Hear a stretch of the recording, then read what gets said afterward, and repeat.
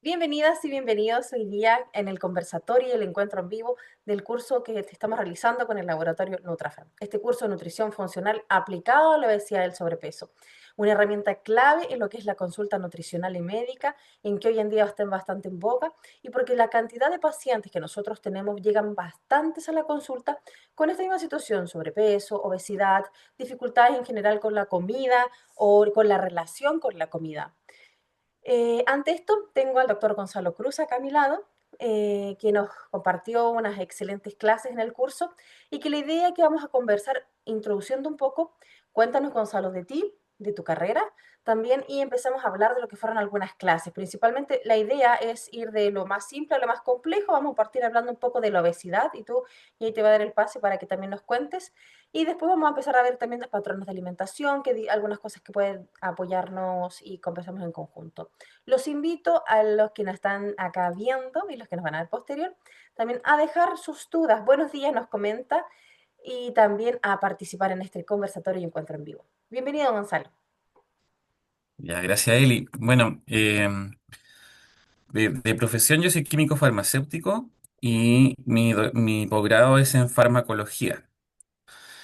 Pero con respecto a la línea de investigación, porque soy científico, inicialmente partí estudiando la parte más reproductiva femenina, y en los últimos años me he estado dedicando más a la parte metabólica, obesidad, diabetes, resistencia a la insulina. Y algo también de efectos en el embarazo. Eso ha sido como con respecto a mi background científico. ¿Ya? Entonces, si me tengo que situar en un área, sería como endocrinología y metabolismo. Sería esa mi área de investigación. ¿Ya? Y con respecto a la docencia, usualmente hago clases de fisiología, de fisiopatología y farmacología. Son las tres cosas que hago clases principalmente. ¿Ya? Y este tema me gusta harto porque es una de las cosas que he estado más dedicado en los últimos años. Entonces ahí tengo investigaciones propias y también me ha tocado también estudiar bastante en la parte teórica. Así que tengo hartas cosas que podemos discutir y conversar y la idea es que ojalá participen, pregunten nomás. Si, eh, Si no quieren hablar, pueden escribir, ¿ya? Y con mucho gusto contesto todas las dudas que tengan, si es que sé, y si no, con la Eli, que también tiene harto conocimiento, entre los dos resolvemos lo que ustedes pregunten. Muchas gracias. Por mi parte, mi nombre es Elisa Venegas, soy nutricionista, profesor de educación física. Me especialicé principalmente en lo que es nutrición en la mujer. También veo un poco lo que es regulación hormonal, fertilidad, microbiota y trabajo en la academia como CEO de la academia. También en mi consulta privada sobre lo mismo que les comentaba, fertilidad, alimentación basada en plantas, regulación hormonal, endometriosis y principalmente siempre enfocada en el área de la mujer. También últimamente trabajo bastante con neurodivergencias,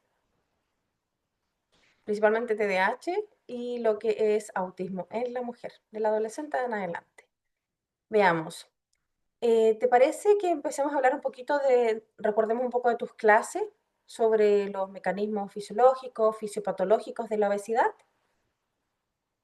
Ya, yo creo que una de las primeras cosas que porque el curso está enfocado en la prevención, ¿cierto? Ujú. Pero entonces yo quiero hacer una primera separación de dos grupos de personas, que es quienes están en camino a tener obesidad, ¿ya? Y quienes ya tienen obesidad. Eh, Principalmente los nutricionistas, eso por lo menos en Chile, se topan con personas que ya tienen obesidad en la consulta, más que alguien que busque prevenir el aumento de peso, ¿cierto? Entonces, pero hay que caracterizar entonces estos dos grupos, que son quienes están aumentando de peso, y eso tiene una explicación fisiopatológica, ¿cierto? Y después otra explicación tiene quienes están con un peso elevado y quieren bajar de peso y no pueden. ¿Ya? Entonces, por eso la primera clase que hice yo se llama como fisiopatología de la obesidad o patología de la obesidad. Y la segunda se va hacia el punto de las adaptaciones fisiológicas que ocurren cuando alguien intenta bajar de peso. ¿Ya? Ese es como un primer punto que es importante. ¿Ya? Entonces, en la primera parte yo les comentaba de que existe mecanismos que lo que hacen es mantener el peso corporal. ¿Ya? Y eso se llaman mecanismos homeostáticos.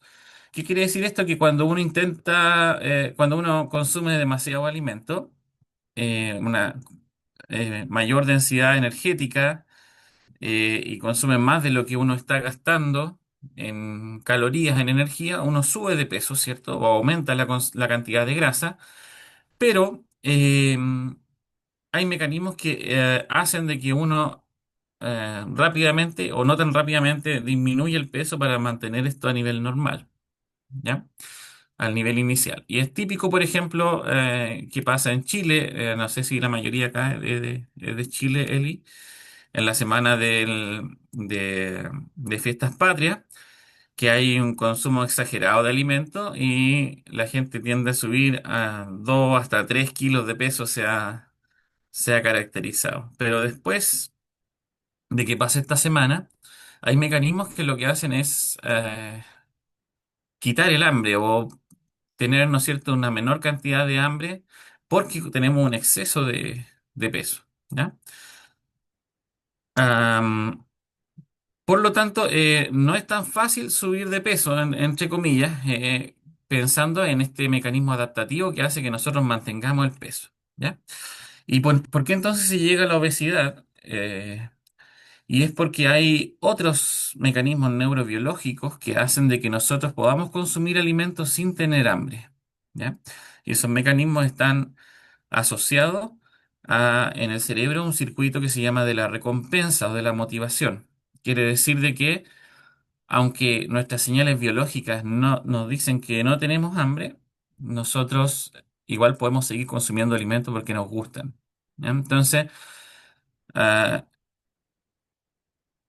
el gran problema entonces es em, el efecto hedónico, ¿no es cierto? El gusto que tenemos por alimentos, ¿no es cierto? Que tienen cierta particularidad, ¿ya? Que comparten algunos nutrientes o que lo que hacen, ¿no es cierto?, es llevarnos a consumir más sin tener hambre, ¿ya? Se ha caracterizado que estos principales nutrientes son las grasas, sobre todo saturadas, la sal y las cosas dulces, el azúcar. Entonces el consumo de la mezcla de estas cosas, de estos tipos de nutrientes, nos hace consumir los alimentos que los contienen por sobre nuestra necesidad energética y de esa forma esto prolongado hacia el largo plazo hace de que nosotros aumentemos nuestra cantidad de grasa almacenada. Entonces tenemos un exceso de peso. Cuando ya nos encontramos en el exceso de peso, ahí de nuevo tenemos dos poblaciones de personas. Tenemos algunos que tienen alteraciones de la glicemia, de la presión arterial, de la sangre, inflamación, etcétera, y tenemos otros grupos que no. Entonces, ahí se caracterizan dos grupos: personas que tienen obesidad, entre comillas, metabólicamente sana, o obesidad metabólicamente enferma. ¿Ya? Entonces, estos dos grupos quieren decir de que no es solamente la grasa la que produce las alteraciones metabólicas asociadas a la obesidad, sino es que esa grasa se vuelve inflamatoria, ¿ya? Y se ha caracterizado que la grasa que se vuelve más inflamatoria es la grasa visceral. Por eso que nosotros vemos personas con obesidad que pueden no tener ni diabetes, ni hipertensión, ninguna alteración metabólica. Y hay otras personas con obesidad, incluso con menor peso, que desarrollan diabetes, hipertensión o otras alteraciones asociadas a la obesidad. ¿Ya? Porque su predisposición genética lo hace tener una obesidad más inflamatoria. ¿Ya? Y esa es otra de las cosas que conversábamos ahí en la clase, de que la inflamación es un punto cardinal en la obesidad. ¿Qué quiere decir esto? Que muchos mecanismos en la obesidad llevan a inflamación. ¿Ya? Y uno de esos es la microbiota, que es lo que podemos hablar más adelante. Pero ese es como el contexto general, Eli, de lo que nos puede hacer entrar entonces en cómo se llega a la obesidad y las poblaciones que tenemos, ¿no es cierto?, de personas que tienen obesidad. Algunos, ¿no es cierto?, obesidad entre comillas, metabólicamente sana y otros metabólicamente enferma. Sí, sí, dentro de lo que vimos en el curso en la parte de prevención, yo me acuerdo que también me tocó ver lo que es los tratamientos o cómo evaluar a las personas. Pero hay algo que dentro de la consulta nosotros vemos, tomando en cuenta que tú principalmente nos comentas igual del área de investigación, que Ujú. tenemos que ver muchas aristas. Tú comentas, por ejemplo, la regulación en general del apetito, la persona que va camino hacia la obesidad, como el que está ya obeso. Hoy se escucha, no sé, es un ruido que justo están haciendo unas arreglos en el departamento de arriba. ¿Se escucha? Entonces, Sí. ¿se escucha bien? Sí. Ya, súper. Entonces, como tú comentaste, tenemos, ¿cierto? Contemplando ya un paciente promedio que ya tiene obesidad o sobrepeso hacia la obesidad. Tú comentaste un poco las disfunciones, ¿cierto? De lo que puede ser el apetito, lo que el aporte también que hace la grasa en esto y la inflamación.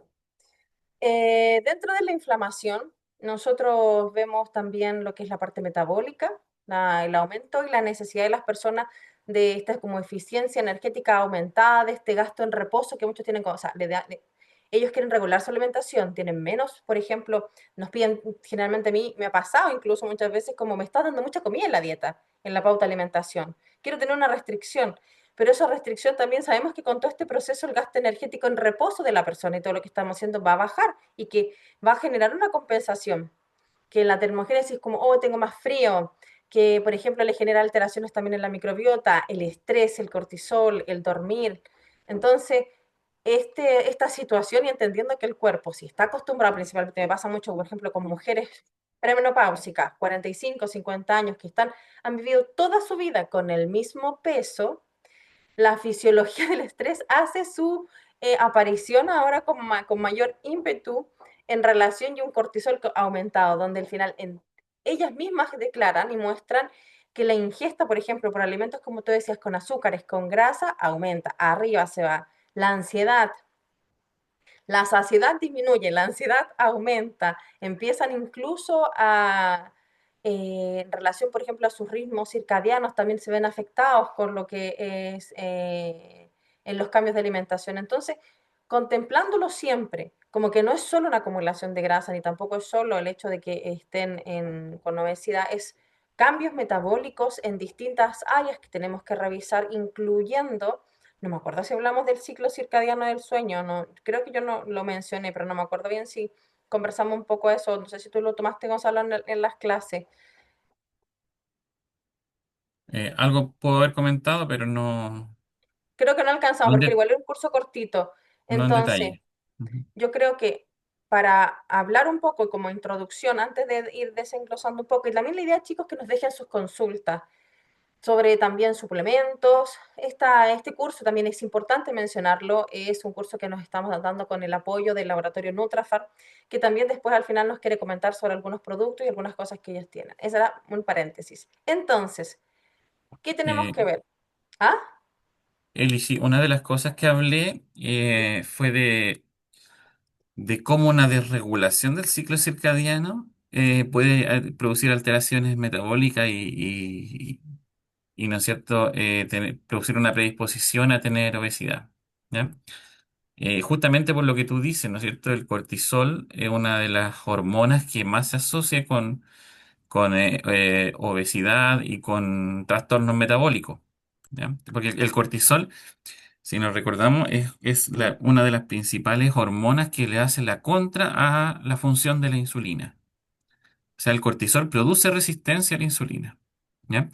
Y cuando hay una desregulación circadiana, esto se asocia con niveles elevados de cortisol en la noche. Y como sabemos nosotros, el cortisol tiene que estar elevado en la mañana, no en la noche. ¿Ya? Entonces, yo les comenté en el curso que las personas que trabajan, por ejemplo, en turnos am, o trabajan de noche, tienen mayor riesgo metabólico y eso está bien caracterizado por trastornos del ciclo circadiano, de los genes que se regulan, ¿no es cierto?, por esta regulación circadiana. Eso. Mm. Sí, dentro de, justo estaba mirando ahora lo que son las clases y lo que tiene que ver también en la práctica. En los ciclos de sueño, ¿qué pacientes, por ejemplo, se ven más afectados y por qué? Dentro de pacientes, como tú dijiste, que trabajan mucho de noche, pacientes que tienen dificultades de dormir, recordando que yo les comentaba justo que trabajo con muchos con neurodivergencia, que es común tener situaciones en el dormir. No solo vale acostarse y creer que duermen, sino descansar también es importante. Pacientes, por ejemplo, y un ejemplo con TDAH, que se acuestan a dormir súper bien, pero no descansan. Toda la noche la cabeza está dando vuelta con distintas ideas y eso les genera principalmente un aumento, como tú comentaste, de cortisol por el no descansar, por no alcanzar los distintos ciclos de sueño y la cantidad de melatonina también es baja. Muchos tienen problemas, y no solo en los neurodivergentes, sino en lo que es la baja cantidad de melatonina secretada al principio del sueño, como en el segundo ciclo del sueño, que muchas veces comienza cerca de las 12. Mucha gente que despierta esa hora. Y también eso hace que no descansen. Entonces, dentro de lo que comentamos como introducción, dentro de las aristas que nosotros tenemos que revisar en el tratamiento, como tú comentaste, uno es la parte del apetito y la saciedad. Revisar las dificultades, por ejemplo, de la adherencia. Inflamación y resistencia a la insulina, también tú nombraste. Lo que es en relación, no sé si alcanzaste a hablar un poco del termogénesis también en relación que sufre por el proceso de la obesidad. Microbiota disbiótica. Y también lo de los sistemas de recompensa.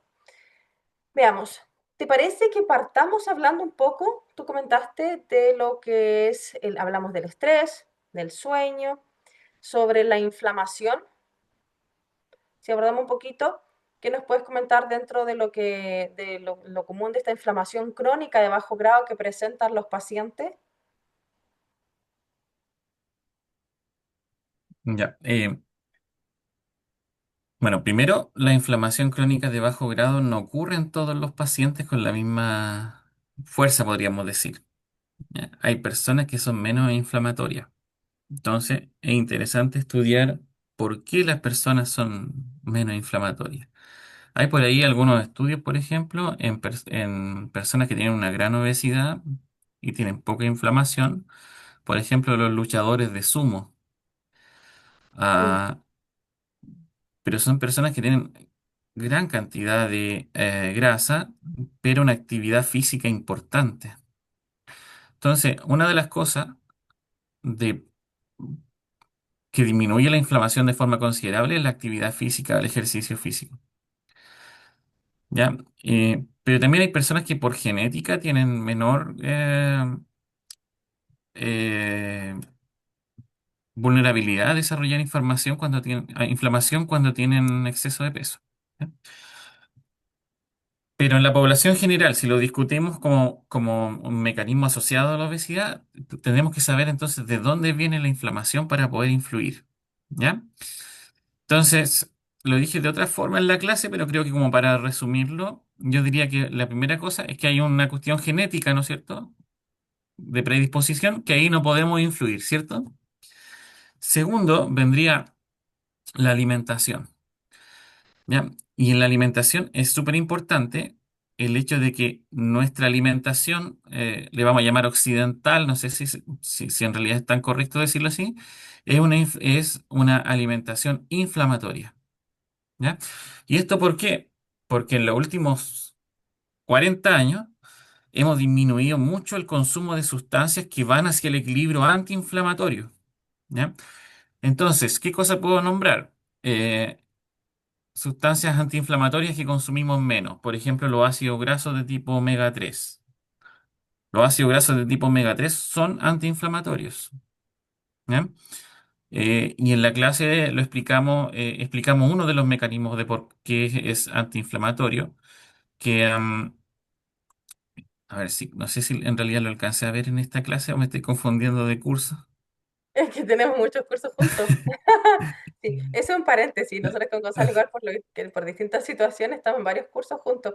Pero Claro, sí, entonces, ya, en pero relación, no dale. sé no sé si lo nombré ahí en este curso en particular, pero eh, por ejemplo, los ácidos grasos de tipo omega 3 antes se consumían bastante en semillas, que tienen poco, pero tienen también. pero también en los pescados, ¿ya? Y el problema ahí también hay algo fuera de nuestro control, ¿ya? Porque los pescados, no sé si me puedes confirmar, Eli, tú, que tienen más omega 3 son por ejemplo el salmón, el atún, son ese tipo de pescado. Sí, los pescados más grasosos, que incluso tampoco son de alto consumo, que el otro día también No, estaba no hablando, que son de alto nosotros en consumo. Chile, nosotros particularmente no tenemos en sí que producción de ese tipo de pescado. O sea, en Chile hay mucha producción, pero no hay consumo, Pero no porque de se ese tipo. exporta. Es que o sea, Mm, pescados que tengan mejor cantidad de ácidos grasos tampoco es por eso incluso en algunos que también tenemos en la academia, aquí también mm, hay un curso que es gracias también con el laboratorio Nutrafem, que es de omega, mm. ahí nos comentan los tipos de pescado y cuál tiene más aporte de omega 3. Y Ah, dentro de interesante. eso, entonces dentro de eso nosotros en Chile, los que nosotros tenemos que crecen principalmente como en la superficie marina, no son de gran aporte de omega 3. Por eso Ujú, muchas veces incluso recomiendan la suplementación. Y de suplementación que viene de pescados, por ejemplo, de Canadá, de aquí de Suecia del Norte, como estos que son, ujú. que van un poquito más abajo y ya tienen, somos pescados más grasos. Acá dice Exactamente, jurel y eso, anchoa también, jurel anchoa también comentan cita, eso sí tenemos nosotros en Chile. sí, eso iba a comentar que en realidad tú dices, ¿no es cierto? Los pescados que llegan a profundidad son los que tienen más omega 3, claro. Y esto es porque el pescado no es el que produce el omega 3, ¿no es Ah, no. cierto? Son algas, ¿cierto? En las algas son las productoras de omega 3. Y en realidad la obtención del omega 3 por parte de los peces, ¿no es cierto? Son los que llegan a más profundidades, ¿ya? Pero eso pensando de que los peces no son de cultivo. Tal cual, porque eso es justo te iba a decir. Y lo que nosotros Contemplando. consumimos son de cultivo que no consumen de estas algas, ¿no es cierto?, que producen microalgas que producen omega 3. Entonces, por ahí voy, Si uno a ver, no sé si... contempla, ¿Mm? si uno contempla, por ejemplo, los criaderos, la parte, los pescados no pueden acceder al fondo. Entonces simplemente son alimentados ellos con los que le dan en general están encargados de la alimentación. Entonces, por eso tampoco se puede contemplar. Y aparte, por ejemplo, en Chile, no toda la población, por ejemplo, consume jurel. Mucho el tipo de pescado que es como la merluza o la reineta. También salmón, sí, de algunos, yo sé que varios que le gustan. Entonces también está el otro hecho de los suplementos. Nosotros tenemos que contemplar actualmente con nuestra alimentación, y ahí vamos a consulta que nos comentó Carolina y también Isabel, sobre lo que es qué tipo de alimentación o qué tipo de suplemento le voy a incorporar a los pacientes. Porque justo Carolina nos dice, considerando todos los multifactores que resultan de la pérdida de peso, ¿cuál sería la forma más efectiva de lograr la pérdida de peso en un paciente? ¿En cuánto tiempo podemos lograr un nuevo set point? Si quieres, puedes partir un poquito tú con lo que puede ser la parte fisiológica, Sí, fisiopatológica de la pregunta y yo te apoyo con lo que es la alimentación. ya. Me deja un poquito primero mostrar Dale, una diapositiva que termínalo. es del otro curso, del otro curso que tenemos, Dame pero un segundín que voy a ver para lo hecho es de para, compartir eh, pantalla. es para reforzar este punto del omega 3. Dale, Mira, em, ahí va, ahí bueno, va. aquí en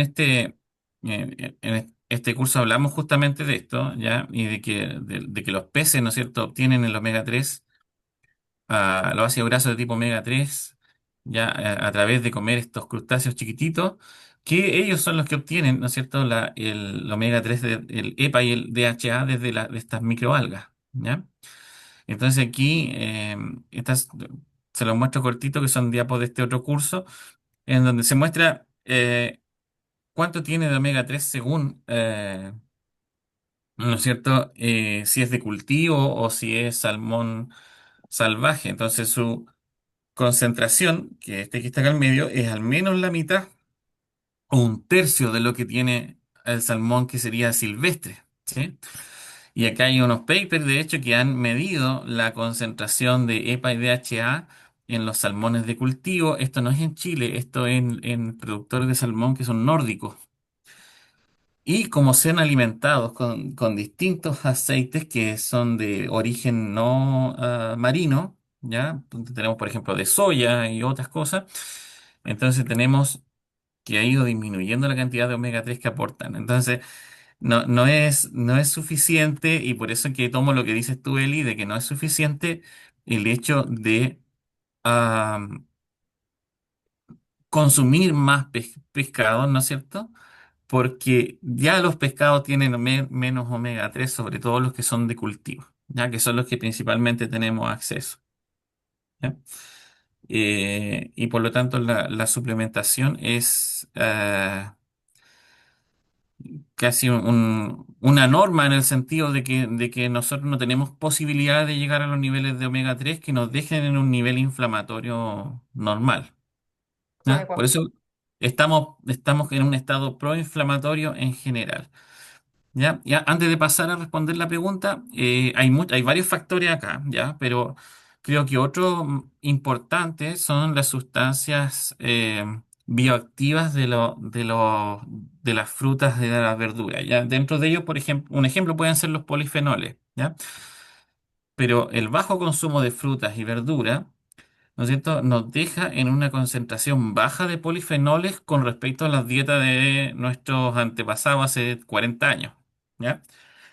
En donde la fruta y verdura eran más económicas, ¿ya? Y por lo tanto estos alimentos menos procesados eran más fácil de comprar, ¿ya? Y por lo tanto el consumo de fruta era mayor y de verduras también, ¿ya? Y eso también nos dejaba en condiciones basales con un nivel de polifenoles más alto que lo que existe hoy en las dietas actuales, ¿ya? Y eso también desplaza la balanza hacia la inflamación. ¿Ya? Entonces la inflamación no es que hagamos algo y estemos inflamados, es nuestra dieta normal es proinflamatoria. ¿Ya? Ya, vamos entonces con lo otro que es la pregunta, ¿cuál es la forma más efectiva de lograr la pérdida de peso en un paciente? A corto plazo, cualquier dieta restrictiva es la forma más efectiva. El problema es cuánto, ¿no es cierto?, que se activan estos mecanismos compensatorios que llevan al rebote, ¿no es cierto? Entonces, para bajar de peso, cualquier dieta es efectiva, cualquiera, ¿ya? La que le acomode más al paciente. Si es una dieta, por ejemplo, baja en carbohidrato o baja en grasa, da lo mismo, va a bajar de peso igual porque el paciente cuando quiere bajar de peso tiene la motivación de hacerlo, ¿ya? Y usualmente cualquiera de las dietas de moda lo hace bajar de peso hasta 10 kilos, incluso en un periodo corto de Ese es como el entre 1 y problema que 3 hay meses. actualmente, hay un poco, ¿Mm? que de ahí vamos a conversar que incluso es un poquito problema al final, ¿Mm? causa como cuando el medicamento, o sea, como cuando la mejora tiene más, da más problema que la enfermedad. Claro, entonces, claro, hay una disminución de peso se puede lograr con cualquier dieta que sea restrictiva en cualquiera de los nutrientes. Ojalá que no sean proteínas porque ahí generamos un montón de daño, ¿ya? Pero sí en carbohidratos o en grasa, si yo bajo alguno de estos nutrientes para lograr un efecto hipocalórico, voy a bajar de peso rápidamente y eso es lo que hacen la mayoría de la gente. El problema es que eso activa, como dice ahí muy bien Carola, eh, que no se modifica el set point. Por lo tanto, estas dietas producen mucha hambre y efecto compensatorio que llevan a un rebote. ¿Ya? Entonces, la idea en bajar es ojalá bajar el 10% del peso en alrededor de un año. Es lento para ir ajustando este set point. Pero ¿qué es lo que hace la gente usualmente? Que baja el 10-15% del peso entre 1 y 3 meses. Y eso es lo peor que se puede hacer. La baja de peso rápida es la que genera el efecto rebote. ¿Ya? Entonces, eh, como esto, tal como dice Carola, es multifactorial, la idea es que la baja de peso sea sostenida y lenta para evitar estos mecanismos de compensación mientras se va cambiando la alimentación. ¿Ya? De eso ustedes como profesionales clínicos tienen más experiencia, ¿no es cierto?, de cómo hacer de que los pacientes en realidad vayan cambiando el hábito, ¿no es cierto? Porque mientras tanto va bajando de peso, también tiene que aprender, ¿no es cierto? Esto tiene que ver mucho con educación, saber cuáles son los alimentos que son más inflamatorios o que llevan a la obesidad o que mantienen el estado de alto consumo y cuáles no. Entonces, em, por lo menos de esa parte, yo diría que cuál es la forma más efectiva para lograr la baja de peso o pérdida de peso en un paciente. para lograr un nuevo set point sería hacerlo lento, ¿no es cierto? Am, y junto con hacerlo lento, ir educando con respecto a em, cuál es el consumo de proteínas que debe tener el paciente, cuáles son los alimentos que debe preferir, sobre todo de las grasas, cuáles son las grasas que debe preferir. En Eh, contexto a eso, Obviamente evitar lo ultraprocesado, todo eso que dicen ustedes en la consulta es lo incluso típico. más importante, más importante, ¿no es cierto?, que la baja de peso como tal, porque eso es lo que va a lograr mantener a largo plazo la baja de peso. Y una opinión personal es que tampoco tiene que ser exageradamente restrictiva una dieta. Tiene que permitírsela al paciente, entre comillas, salirse de la dieta una cierta cantidad de veces en el mes o en la semana, lo que vean ustedes, que dependiendo del paciente. Ya, porque también mantenerse en una baja de peso es algo estresante, ¿ya? Y el estrés aumenta el cortisol y ya sabemos que eso evita la baja de peso. Entonces, si la baja de peso es estresante, va a ser complicado, no lo va a lograr. Entonces, tiene que tener la posibilidad de decir, ya, yo estoy en este programa para bajar de peso, va a ser lento, pero va a ser sostenido. Pero si en algún momento tengo que, no sé, ir a un cumpleaños y no quiero estar con la dieta, tengo que ser libre de poder consumir los alimentos que hay ahí y después vuelvo a mi programa normal. Dentro de eso, lo que tú comentabas, yo creo como para ver lo que también desde la parte de la alimentación, eh, uno, por lo menos yo les voy a contar de lo que yo veo. Si la obesidad nosotros sabemos que es multifactorial, tenemos que revisar todos los factores en tiempo para que la persona pueda tener una baja, decir, por ejemplo, yo tengo pacientes que llegan 50 años, quiero tener el peso que tenía a los 30 o antes de quedar embarazada. Ya, son 20 kilos muchas veces que hay que bajar, no es algo que es a corto plazo. Entonces, y ahí yo les trato de explicar, y eso también obvio puede a veces ser contraproducente, que es la diferencia que es como el factor que va, el que está en el influencer Instagram, va y te dice, hace esto y baja de peso inmediatamente. Claro que a uno le gusta, no va, pero generalmente terminan volviendo igual los pacientes, porque a la larga se dan cuenta que la baja de peso muchas veces no solo la alimentación, sino el estilo de vida, lo que es el ejercicio, son unidos distintos factores, y dentro de eso también está el sueño, como les comentaba. En relación a lo más efectivo, yo creo que es el tratamiento multifactorial en el mismo momento, en donde vemos, por ejemplo, sumamos algún tipo de actividad física o deporte. Recordar que la actividad física es una actividad programada. No es que la persona diga, sí, voy a salir cuando yo me voy caminando al trabajo. No, es una actividad programada que puede ser ojalá todos los días. Partimos con 15 minutos diarios.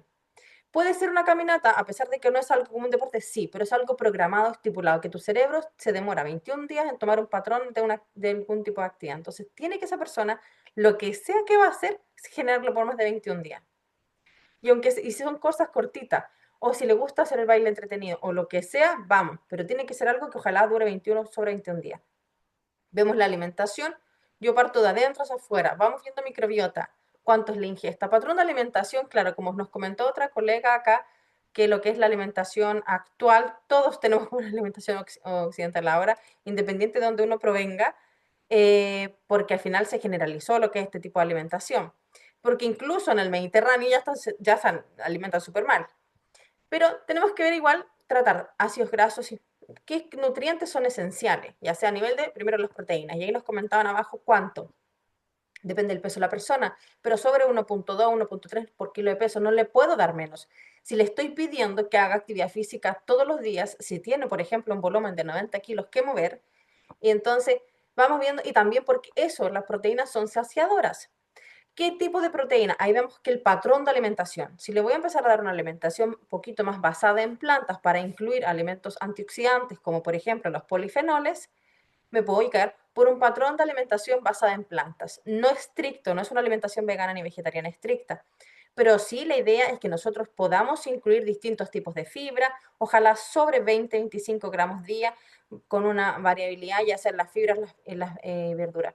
Si necesito suplementos, veamos suplementos, por ejemplo, dependiendo de si tiene algún tipo de disbiosis, si tiene algún tipo de permeabilidad intestinal, dependiendo de lo que sea, voy a entregarle algún suplemento para mejorar la absorción de estos nutrientes. Y porque también nosotros sabemos que la microbiota intestinal es la que va a secretar algunos tipos de hormonas, que yo creo que ahí conversamos también, que le va a ayudar a la persona, como dopamina, a generar mayor motivación para realizar los cambios. Después yo les comenté un poco de lo que es la actividad física, cómo el ejercicio puede apoyarnos a regular esto. La, el ejercicio genera dopamina, genera acetilcolina, nos puede apoyar también y genera dentro de todo movimiento, no solo por bajar de peso, sino por una mejor condición física. Y yo les comento a mis pacientes, no queremos los 55, 60 o 70 fracturarnos, necesitamos masa muscular para mantener eso. Y si aumentamos la masa muscular, sabemos que generamos más gasto también. Y en general, por eso les comentaba, yo por mi parte lo que tiene que ver con tratamientos de BCA es también si hay apoyo psicológico, si vemos, por ejemplo, si tenemos una nutrióloga también que puede estar tratando, pues dependiendo de las circunstancias, del tipo de BCA que sea, si necesita apoyo farmacológico, vamos, si tiene algún trastorno del neurodesarrollo en relación, por ejemplo, a TDAH, y necesita medicamentos para mejorar esta cantidad de dopamina, también es aceptable. Son distintas aristas que hay que ver, no solo una, porque no llegamos a hacer eso solo por comer todo el rato. Uno es al final un estilo de vida que se adquiere por distintas circunstancias. Puede ser por estrés, por depresión, puede ser también por falta, obviamente, y no moverme, por mi estilo de trabajo. Gonzalo, eso dice él, es fundamental. Coméntalo, Gonzalo, no tienes para qué escribirlo. Ah, sí, es que lo puse ahí para no olvidarme. Que, Ah, claro, ya, súper. tú dijiste algo dentro de todas las cosas que dijiste. eh, Dijiste que no importa que sean 15 minutos. Y ese concepto es Pero es importante que es que a nivel metabólico puede porque ser que no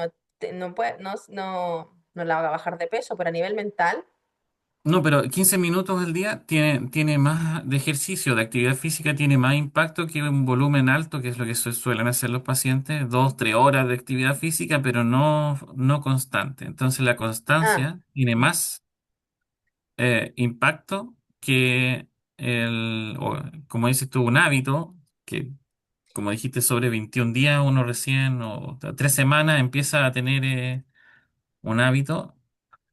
Cuando es un hábito tiene más impacto que cuando es esporádico. sí, sí, igual yo también vi un estudio Mm. respecto a eso, Ujú, en que, claro, hay dos situaciones respecto con la actividad física. Es que la paciente haga 15 minutos, 20, media hora al principio. Yo siempre les recomiendo entre 15 y 30 minutos, la actividad que sea, pero sí que ujú, sea planificada. Es como, y eso va más que nada por el hecho del cerebro, a nivel cerebral, de que tengo que entender que tengo que moverme, que el ujú, cuerpo se acostumbre y ojalá, les digo, búscate un partner. Busca a alguien, porque si tú no tienes las ganas, porque está lloviendo, porque algo pasó, porque te llegó la menstruación, tu partner va y te ayuda, y así. Eso, y ojalá 3, 4 veces en la semana. Dentro de también las recomendaciones, ustedes saben que a nivel de la semana, 150 minutos en la semana, pero ir dividiéndolo es más factible para poder realizarlo que decirle, anda al gimnasio 2 horas. Se aburren cuando no tienen la constancia y tampoco tienen ujú. como el conocimiento en el gimnasio. Tampoco no Sí, los pues manden al gimnasio. depende mucho del paciente, porque hay algunos, Sí, hay algunos que les encanta el gimnasio o estar haciendo ejercicio encerrado, por ejemplo, para ellos pero es lo eso uno mejor. En lo, cambio, a es otros no como les gusta estar haciendo ejercicio encerrado, les gusta el aire libre, entonces ahí depende pero es un gusto de lo que... adquirido, Mm, el del mm, gimnasio, bueno, particularmente yo lo creo, es un gusto adquirido. ujú, Porque no es que, por ejemplo, de 10 personas, las 10 tú las que caen en el gimnasio, es como, oh, sí, que bacán, que me encanta. Pero con el tiempo, cuando uno trabaja con lo que, y yo lo veo principalmente que también estuve administrando hace mucho en gimnasio, a pesar, cuando personas, principalmente entre 20 y 30 años, cuando ya tienen un desarrollo cerebral también mayor, el hecho de ir al gimnasio, el hecho también de los pares y la situación, hace que sea mucho más fácil que para el que tiene sobre 30 40 años partir. mm. Por eso siempre hay que buscar otros factores que motiven. También nos comenta Cata, dice, o sea, se recomienda al menos 15 minutos al día, todos los días por 21 días debería haber algún resultado más positivo que ir 2 horas a veces a la semana por 2 horas. Sí, a mí particular, en lo que es la conducta y el hábito, hay más resultados. Puedes decirle Mm. 15, 30 minutos. Hay algunos que 15 minutos dicen, no, está un poquito que no alcancé ni a encontrar. Mm. Puede ser que Lo esa que puedes persona decir diga, mm, es vaya al menos 15 45, minutos. Entre 15 y es 30 minutos, al menos 15 minutos como tal cual. a obligarte a hacerlo todos los días. Y de eso no, también hay evidencia. Mm. Ujú. Entonces, pero siempre generarle el movimiento por salud mental y también en este caso por lo que es metabólica.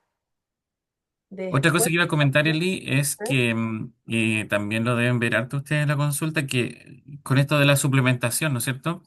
De que depende de la dieta que tenga la persona, es qué cosa sería necesario suplementar. Hablamos delante del omega 3, ¿no es cierto? Entonces, por ejemplo, si alguien es vegetariano, tiene una dieta muy rica en polifenoles, pero baja en omega 3. Entonces ahí habría que suplementar omega 3, ¿ya? Pero la mayoría de las dietas occidentales, que son bajas en fruta y verdura y en pescado, entonces tienen necesidad de suplementación de omega 3, de magnesio, que viene principalmente de origen vegetal. Eh, Mientras que quienes tienen una dieta vegetariana deben suplementar otras cosas como vitamina B12, vitamina D a veces. Entonces va a depender también de la característica de la dieta que tenga eh, el paciente. Sí, hay Entonces, algo, ¿mm? no, que dentro de lo que comentabas, lo que estamos viendo ahora últimamente, en el último estudio que yo justo hace poquito vi y participé en un congreso, omega para todos más o menos, omega, polifenoles, especialmente en Ujú. obesidad y microbiota, Y magnesio. como patrones básicos, porque al final todos estamos inflamados, independiente de alguna circunstancia, la alimentación, por más que uno diga, incluso si ustedes se dan cuenta, hoy sí voy a tomar, por ejemplo, leche, o voy a comer algún tipo de cereal, ya todo está modificado, entonces generalmente la Ujú. alimentación per se inflamatoria. Y Ujú. justo el otro día estaba hablando con un docente también del curso de Omega que, ay, se me fuera el nombre, que es doctor también, es nutridoctor. Bueno, él nos comentaba, en los últimos estudios referente a Omega, Omega para todos. Era Ujú. como la recomendación en relación principalmente a inflamación. Polifenoles, fibra, antioxidantes. Y ante eso, paréntesis, justo les voy a dejar acá un link también que Nutrafarm, el laboratorio amigo que nos está apoyando en lo que son la realización de los cursos gratis para profesionales de salud, ellos sacaron un nuevo producto que se llama En Fibra. Les voy a dejar acá el link y también les voy a dejar lo que son los PDF que ellos nos compartieron para que ustedes puedan ver. Ahí aparece obviamente qué es lo que comentan de En Fibra, este tipo de fibra natural que ellos entregan, también la dosis que tiene y el instructivo nutricional en general para que ustedes puedan ver cuánto y a qué pacientes se lo podemos dar, porque claro, dice que es un formulado en base a Fibersol, que es una fibra que ellos tienen de fibra vegetal soluble derivada del maíz. Así que los invito a revisarlo. También creo que con algunos productos también ellos están en descuento y se van a unir también al Black, al Oye, parecer, no sé. Eli, iba a comentar en cortito que la dieta que requiere menos suplementación es la dieta mediterránea. Ah, La dieta sí, mediterránea es rica en pero la omega bien hecha sí, 3, po. bien hecha, sí, es rica en omega 3, es rica en magnesio, en prácticamente todas las cosas que necesitamos suplementar, en polifenoles, ya porque es alta en fibra. Y entonces, esa es de todas las dietas que existe, la no inflamatoria, Sí, ¿ya? Pero es actualmente cara, la Mediterránea usualmente. es cara. El único lado donde se ve efectiva ahora es en el sur de Italia. En el sur de Italia, en España, en algunos sectores costeros, es como la que todavía uno la ve, como así como el típico viejito que de verdad come dieta mediterránea. Sí, sí, Así. no, no, te digo la dieta mediterránea como concepto, ¿no? Como, porque claro, en estos países, en Italia, la otra vez escuchaba a un científico diciendo de que la cantidad de obesidad está aumentando un montón, o sea, lo que es dieta occidental En todos lados se penetró metieron. mucho en esos países ahora, ¿ya? Pero la dieta mediterránea tradicional, digamos, que es rica, ¿no es cierto?, en fibra, en alimentos de origen integral, rica en aceites como de oliva, principalmente. Son dietas que son mucho menos inflamatorias. Sí, también está Entonces, ahora la dieta nórdica que nosotros acá estuvimos revisando, que bueno, acá en Suecia comen mucho pescado también, pero principalmente estos pescados como conservados en fermento. También es bastante, pero nos comenta Victoria, ¿qué otro suplemento para el aporte de polifenoles se pueden encontrar en Nutrafarm? Tienen ellos varios respecto a los que son incluso algunos de arándano u otros, pero les voy a dejar acá el link. Denme un segundo.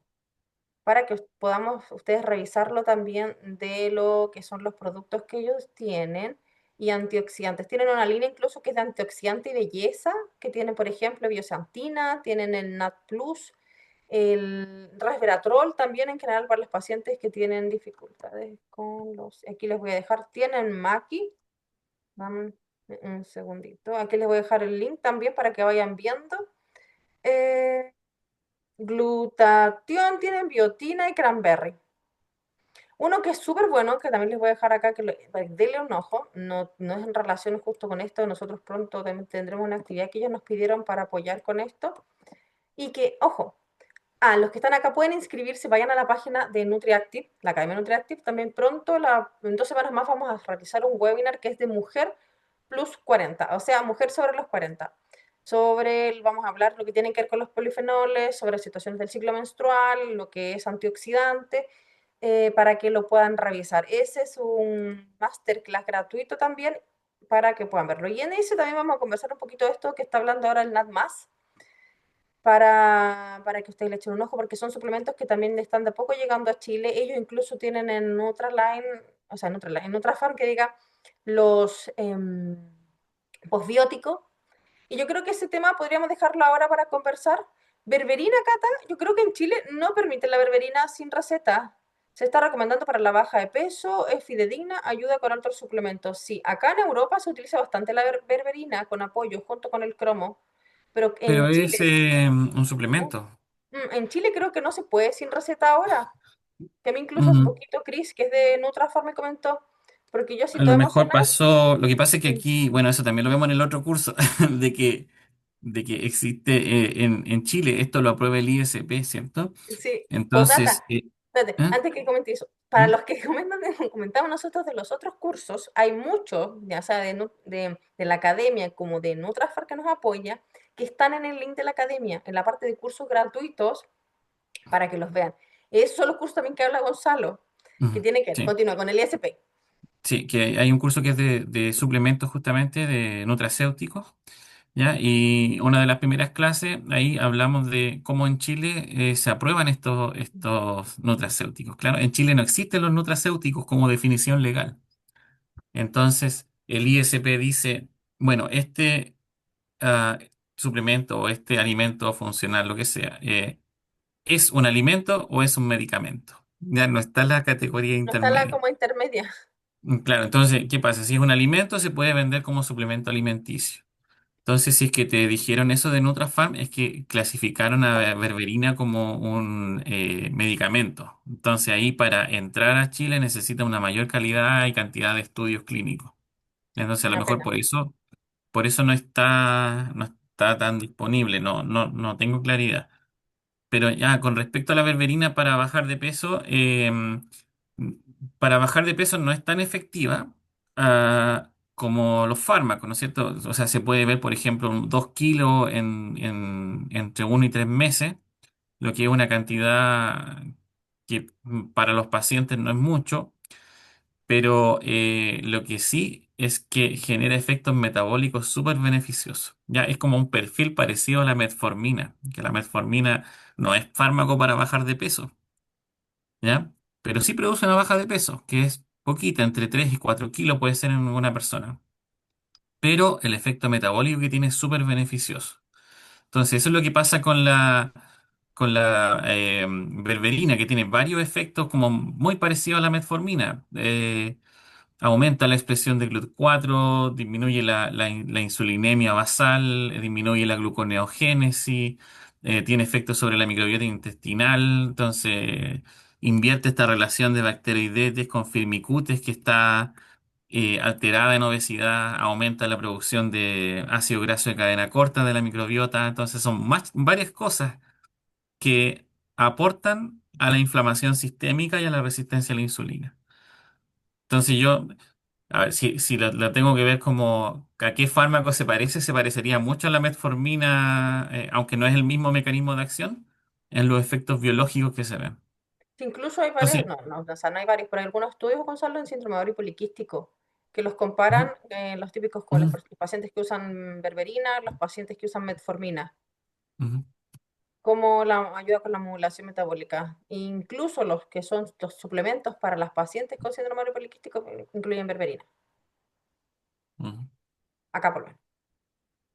Pero yo creo que pueden encontrarla, lo típico en Amazon, Mercado- yo creo que podrían por ahí, porque en general acá en Europa, en España la venden. Es como suplemento, ¿cierto? 1200 miligramos principalmente ahí, ¡tup! Regulación metabólica. Claro, bueno, si el ISP la considera como medicamento, bueno, ahí tienes una, una evidencia de que sí tiene efecto. Entonces, Yo creo que es como mm, es mm, como, no estamos seguros, pero tampoco tenemos duda de que algo mm, pasa. sí. Sí, nos comenta Jessica, ¿viste? En España se consigue y en Estados Unidos también, Mm. sí. Veamos, ¿qué otra consulta teníamos por ahí? Les dejé acá también los PDF sobre en fibra que les comentaba que tenían en Nutrafar, como también Momería, que es uno de los nuevos suplementos que está en oferta ahora en Nutrafar, que lo tienen principalmente para relajación y el buen dormir. Revísenlo, tiene unos ingredientes bastante interesantes para la regulación del sueño y la Ah, iba a digestión. comentar, Eli, Ah, bueno, esto es de obesidad, pero asociado a la obesidad inflamatoria, resistencia a la ¿sí? insulina. Otro mecanismo del cual hablamos es el estrés oxidativo, ¿cierto? El Mm. estrés oxidativo es típico de obesidad que genera resistencia a la insulina, diabetes, hipertensión, daño renal, etcétera. Y ahí han salido varios antioxidantes, ¿no es cierto? Y uno de ellos que me parece interesante es justamente que viene de las mismas algas que producen el omega 3, ¿ya? Que cuando estas algas se someten a estrés, ¿ya? Principalmente oxidativo, producen este antioxidante que es súper fuerte, se llama astaxantina o Ah, la astaxantina. taza andina, sí, es súper buena. Y si tienen en Nutrafar. Ah, pasando, ¿de qué pega? Parece. Ahí sí. Se produce creo que Nutrafan tiene ahí sí, Nutrafan tiene un omega 3 en el que se usa, en el que parte del omega 3 viene del aceite de krill, de estos crustáceos que consumen los salmones. Y el aceite de krill es rico en esta astaxantina. Sí, en general la astaxantina la ocupan mucho también Entonces, en los pacientes mm, diabéticos, en las gotitas para los medicamentos para los ojos, por la parte antioxidante. Una cosa X que me acordé. Gonzalo, cuéntame, ¿estoy media pegado? ¿Soy yo? sí, estás media pegada. Ya. Entonces, continúa hablando un poquito de microbiota mientras mi internet se revuelve un poquito para que vamos cerrando este conversatorio. Ya, sí, yo creo que ese es el factor que nos queda, que es importante, que es la microbiota intestinal. Eh, Aquí es algo que ha sido súper difícil de estudiar, la microbiota intestinal, porque no se ha logrado caracterizar una bacteria que sea la asociada con el riesgo metabólico y o alguna una bacteria que sea beneficiosa, ¿ya? Sino que son el patrón de distribución de las bacterias que se encuentran en el intestino. Entonces aquí hay cosas como muy generales de lo que es saludable o no. Y una de las cosas generales es que mientras más diversa sea la microbiota intestinal, más antiinflamatoria es. ¿Ya? Entonces, cuando es muy diversa, eh, la microbiota es más saludable, menos inflamatoria.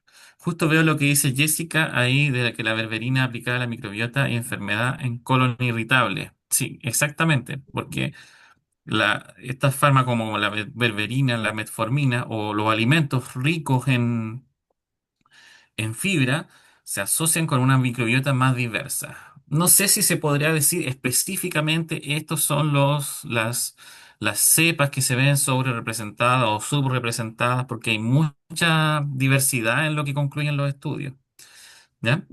Pero hay cosas generales como la relación en firmicutes con bacteroidetes. Esa es una de las cosas que se ve afectada en obesidad y que si uno consume fibra o consume alguno de estos fármacos, vuelve un poco a la normalidad. ¿ya? Pero en la gran generalidad lo que tenemos que tener es una microbiota diversa, ¿ya? ¿Por qué? Porque la microbiota diversa se asocia con una con una mayor selectividad de la barrera intestinal. No sé aquí si puedo mostrar, Eli, una diapositiva.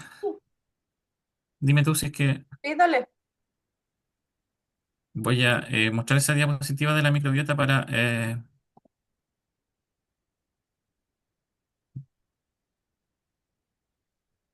vamos a buscar...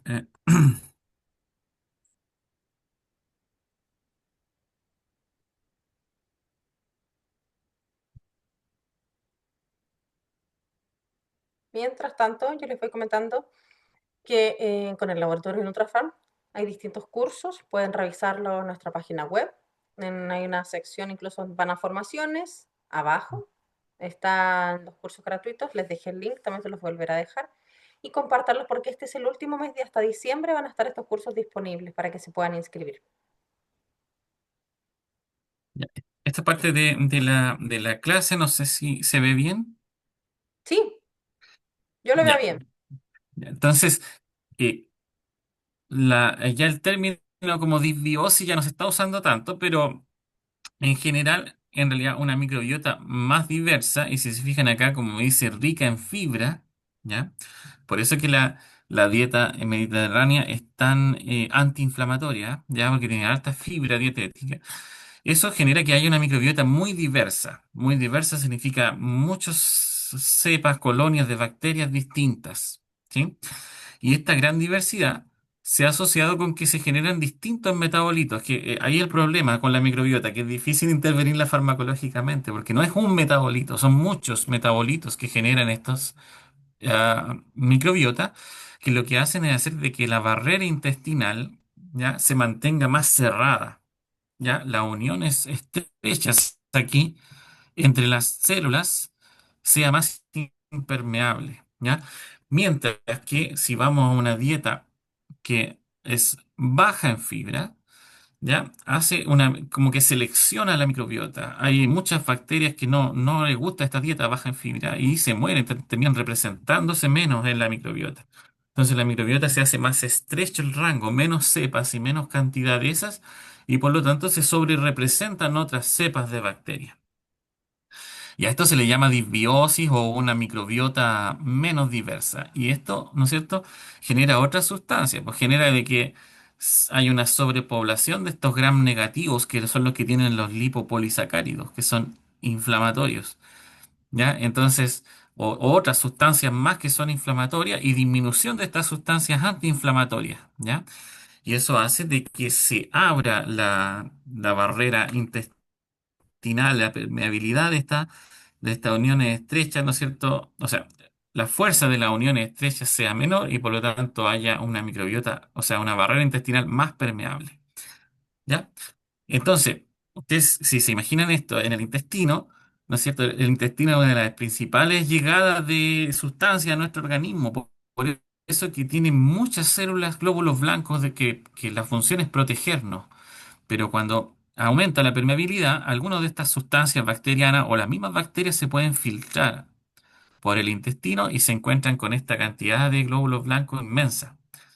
Y eso hace de que estos glóbulos blancos produzcan una gran cantidad de citoquina inflamatoria. Entonces, es una de las causas de la inflamación de bajo grado, la alteración en la permeabilidad intestinal. Mientras que, si tenemos la microbiota diversa, estas sustancias varias son antiinflamatorias y activan a glóbulos blancos que tienen una característica más antiinflamatoria, ¿ya? Eso es la otra cosa que se ha visto y se sabe ahora hace poco, menos, alrededor de unos 10 años, ha sido gran investigación de que no todos los glóbulos blancos son inflamatorios, no todos producen citoquina inflamatoria. Hay algunos que son antiinflamatorios, ¿ya? Y una microbiota más diversa se asocia con glóbulos blancos más antiinflamatorios. Eso como la generalidad, porque sé, Eli, que tenemos poquito tiempo ya. Sí, para cerrar, yo creo Mm. que una de las cosas que tenemos que ver con la microbiota, lo más importante, como tú dijiste, que en obesidad vamos a tener pacientes con una menor diversidad. ¿Qué tipo? Puede ser Akkermansia, puede ser el Faecalibacterium, el Praunici, también hay hartos estudios que aparecen, los firmicutes aumentados, pero no existe una determinación de decir como ya, esto es lo que tiene el paciente obesidad. Por eso es importante tratarlo de forma completa en relación a disminuir la inflamación, mejorar el aporte, por ejemplo, de ácidos grasos de cadena corta, como entregamos fibra, generamos mayor butiratos, todos sabemos nosotros que los ácidos grasos de cadena corta le mejoran, aportan dentro, como incluso mostró la imagen Gonzalo, o en otras también que aparece muy parecida, van a ver sensibilidad a la insulina, integridad de la barrera, apoyo en lo que puede ser el proceso inflamatorio, saciedad, termogénesis. Tiene varias funciones los ácidos grasos de cadena corta, como fibra. Entonces, ¿cómo también mejoramos los microorganismos? La quermancia se ha visto, hay varios estudios con el consumo de polifenoles, lo que es entonces modulación, por ejemplo, de los neurotransmisores. Sabemos que en la microbiota del intestino es el eje intestino-cerebro. Mejoramos, tratamos de mejorar, disminuir la permeabilidad intestinal, mejorar o dar más bacterias antiinflamatorias, que crezcan estas bacterias más antiinflamatorias con estos metabolitos, alimentación antiinflamatoria. Entonces vamos a tener, por ejemplo, mejor GABA, dopamina, serotonina y ayudamos también en lo que puede ser el proceso neurometabólico en referente a la microbiota y el cerebro. ¿Qué más entonces vimos? Conversamos sobre alimento y microbiota. Yo creo que Gonzalo podemos decir, por ejemplo, antiinflamatorio, omega, fibra, conversamos también, polifenoles, consumo, por ejemplo, no hablamos mucho, pero almidón resistente y una alimentación al final mediterránea, como en resumen. Y obviamente disminuir todo lo ultraprocesado, azúcares, grasa y cosas que son Hay una demasiado... cosa, Eli, ¿Sí? que también me gustaría comentar, que no sé si me vas a acompañar tú en el curso del próximo sábado, que vamos a tener en la clase, eh, Para el próximo pero voy a sábado. comentarlo aquí también porque me parece importante, que tiene que ver con el mindfulness aplicado a Ah, sí, sí te a acompaño la yo. alimentación. Sí te acompaño yo. Eh, ya, qué significa eso? Porque creo que es importante mencionarlo, porque una de las cosas que también pueden fomentar terapéuticamente en sus pacientes como tratamiento de la obesidad es que haya una atención al momento de consumir alimentos. ¿Ya? ¿Por qué? Porque se ha demostrado que las personas que consumen alimentos de forma consciente, que tienen capacidad de sentir los sabores, de sentir de disfrutar el momento de la comida, el momento presente, consumen menos que quienes comen en automático. ¿Ya? Y esa es una de las cosas que se está estudiando harto ahora en el tratamiento de la obesidad, de que hay personas que comen pensando en otra cosa, comen viendo tele o viendo el celular, y ese consumo de alimentos de esa forma es muy patológico y asociado a la obesidad y al exceso de peso. Y lo que pueden hacer ustedes con sus pacientes para fomentar la baja de peso, una de las cosas es fomentar el consumo consciente de alimentos. ¿Ya? El próximo sábado vamos a tener una clase sobre eso que se llama Mindful Eating. Acá les Lo voy voy a a escribir compartir ahí. el link, justo, sí. Sí, les voy a dejar el link del masterclass que tú mencionas, Ya, en que donde... yo ahí en esa clase no voy a hablar tanto de la terapéutica, pero sí voy a hablar de los mecanismos neurobiológicos, cómo el cerebro hace esto del mindfulness, de la atención plena, ¿ya? Y cómo se podría aplicar en la alimentación, que hay varios estudios, ¿ya? Pero en general, como para decirlo en general en esta sesión, en realidad yo diría que la alimentación consciente, que la persona sienta lo que está comiendo, los sabores, los olores, eso tiene un efecto súper positivo en el control del peso. Por el contrario, cuando alguien no está sintiendo el momento presente cuando consume alimentos, es decir, por ejemplo, está pensando, ahí lo que vamos a ver en esa clase es que se activa una red que se llama por defecto, que tiene que ver con los pensamientos internos. Eso no es beneficioso cuando uno está consumiendo alimentos. Quería comentarlo porque es una de las cosas que se está hablando bastante ahora en el tratamiento. Sí, súper. Les comento que la Academia Nutriactiva actualmente está unida a lo que es el Black Friday, Justo la clase que comenta Gonzalo está con descuento. Ahí les dejo el link también para que puedan registrarse. Y varios cursos de la academia también. Muchas gracias, Gonzalo. Muchas gracias por apoyarnos, por este conversatorio, a los alumnos y también a los nutricionistas y colegas que nos acompañaron. También les agradezco revisar en nuestras redes sociales, la Academia NutriActive, como también en el laboratorio Nutrafar. Pueden encontrar sus productos en en su página web nutrafar.com, que yo les dejé los links acá, y a todos los que son alumnos se les va a mandar la información de este conversatorio. Eh, Muchas gracias, Gonzalo. Creo que todavía estoy un poquito pegada, pero espero que se entienda. Ya, Gracias a súper. ustedes, a Nutrafam de nuevo por el auspicio de esta actividad y a todos ustedes que están aquí escuchando un día sábado, que es genial que lo logren hacer, capacitarse para mejorar su práctica clínica, que eso es lo que queremos todos, ¿cierto? Entonces, gracias a todos los que asistieron también por el esfuerzo y nos vemos más adelante en algún otro momento. Claro, nos vemos el próximo fin de semana entonces con esa excelente clase de Mindful Eating. Y Josefa, que nos preguntan, ingresa a la página de la Academia NutriActive, en la parte de los cursos gratuitos, regístrate en el curso de este conversatorio, que es un curso donde hablamos de nutrición funcional aplicada a la obesidad. Y ahí vamos a dejar toda la información, están los papers de lo que hemos conversado y las clases. Muchas gracias a todos por su apoyo, sus aplausos. Gracias, Gonzalo, un gusto. Nos vemos la próxima semana también, en la mañanita ahí, para que volvamos a hablar sobre lo que es también este proceso de alimentación. Un beso y un abrazo a todos. Que esté muy bien.